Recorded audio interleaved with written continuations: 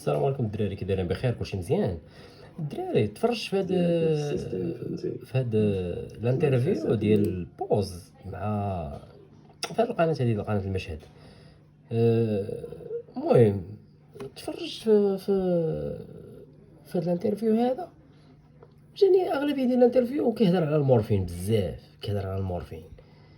يعني فهمتي، في اي خرجة يخرج كيبقى يهضر على المورفين، هضر عليه مع داك فاروق، هضر عليه مع من المهم فين ما كيبان كيبقى يهضر على المورفين.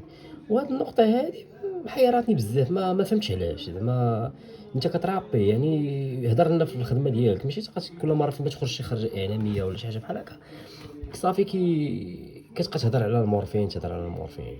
فهمتي؟ مع احترامي زعما ليه، هو كيرابي يعني. فهمتي؟ ماشي انا اللي غادي نقول لك واعر ولا نقول لك عيا، ولكن المشكله فين كاينه في هذه القضيه هذه. يعني انت فين ما كتبقى تخرج خصك ضروري تبقى تهضر على واحد الرابور اخر، ولا تبقى تهضر على هذا وتهضر في هذا وتهضر.